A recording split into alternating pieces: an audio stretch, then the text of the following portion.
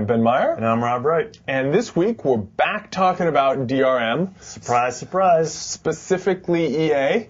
Really? And Securum. Yeah, wow. surprise. Huh. You know, the fallout from that we talked about a few weeks back with Spore's DRM there's been some more information, some follow-up, so we wanted to go into that a bit.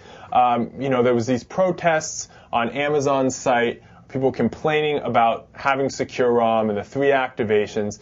And EA came back a couple weeks later with a letter from their president and upped the activation limits from 3 to 5. But there were some interesting details in that letter that kind of irked both of us. Yeah. So, Rob, you know, explain to people kind of what he was saying. Some interesting things there. Well, first of all, EA president Frank Gibeau basically characterized the issue of Spore's DRM as a misunderstanding surrounding the use of the DRM. And basically, you know, EA came out and said, we thought that limiting the number of machines and authorizations to 3 wouldn't be a problem. Obviously, we understand that part, EA.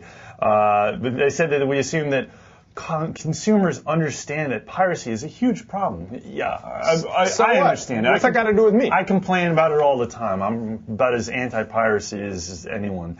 But that doesn't change the fact that it was bad DRM. But the point that really irked me in his statement and EA's response was that they said that they found that 75% in their own, I guess, internal research, 75% of our consumers install and play a particular game on only one machine, and less than 1% ever try to play the game on 3 different machines. So basically saying the majority never even needs more than one activation on one machine. But that's the thing, is that's 75%. And those are kind of like probably more casual gamers, probably Sure. Sims, sport type crowd. Well, what about that other 25%? That 25% is your hardcore audience. That's the PC gamer. Those are the people that aren't just going to buy Spore and The Sims. They're going to buy Dead Space. They're going to buy Mirror's Edge. They're going to buy Red Alert 3. They're going to buy a lot of your titles, EA. That 25%. So maybe, this is just a thought, maybe you should try to do right by them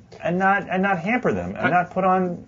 I'll go a step further, Rob. I mean, I think that statistic is just purely misleading because 75% on one computer.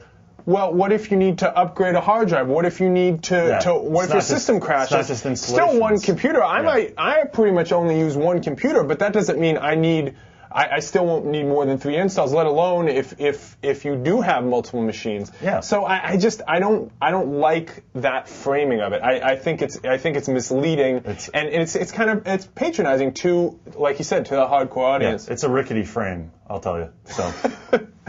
Well, you know, we talked about in the first show also what we thought would happen with the protests, and Rob sagely predicted that it would do little to change EA's position. Brilliant observation. On yes, brilliant, Rob. On the piracy. You know, people complain EA's already did their research. They knew what happened with BioShock, and that it probably wouldn't impact sales. I thought it probably wouldn't impact sales either, and it turns out we were kind of both right.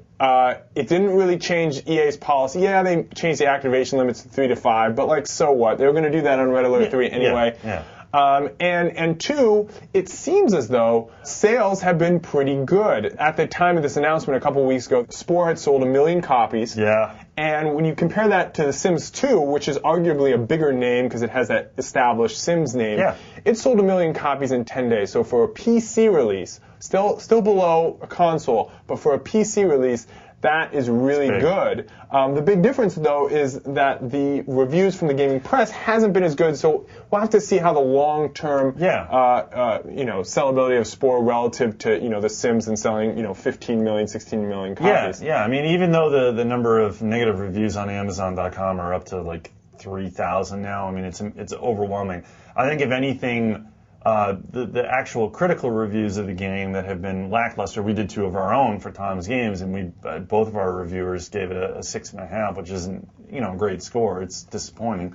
If anything's going to affect the sales, it's probably going to be those critical reviews rather than the Amazon reviews. Sure.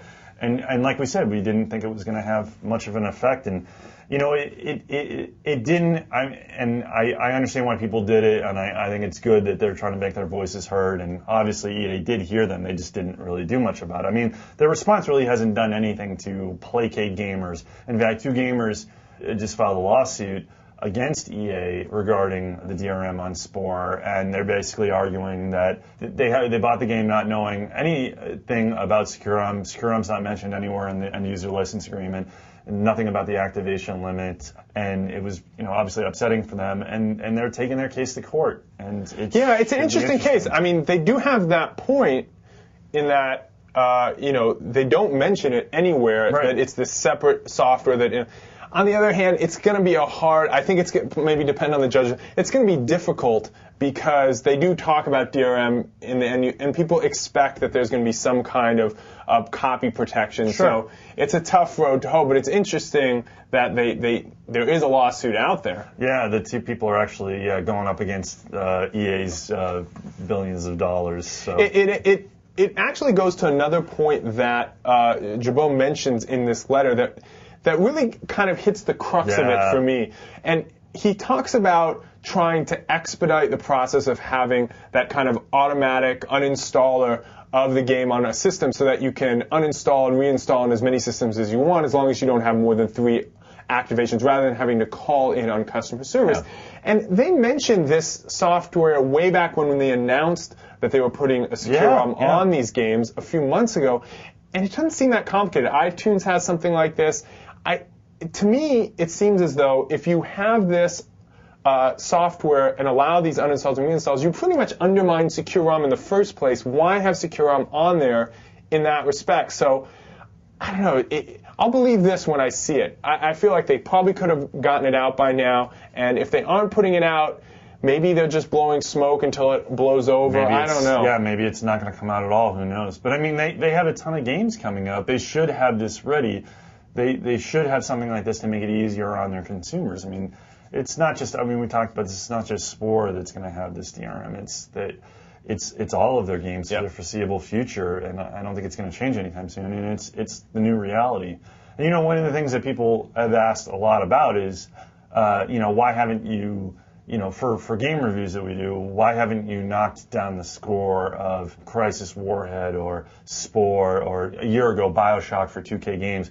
Why haven't you, lowered the score based on the DRM difficulties? And, honestly, we've thought a lot about that, and I understand people's point about it, but I just feel like it's not really fair to the developer. I mean, you're basically judging the game on the way it's distributed, and you're penalizing the developer because some bean counter, corporate bean counter in an ivory tower, some big publisher makes a decision to go with SecureROM, and you're judging the game suddenly on that rather than the content, and that's really what we want to focus on. So we'll mention it in the reviews, but we're not going to. This DRM's not going to be a factor. Yeah, I mean that's I kind of agree with you there. It's interesting to look at what's been going on with Crisis Warhead, which has now been out for a week, in light of the Spore controversy. And if you look on Amazon, we don't know sales numbers, but it's certainly not blowing people out of the water. Now, the original Crisis didn't either, so it's number 9 in PC gaming behind like a Nancy Drew title and a special edition of Warhammer. Yeah. This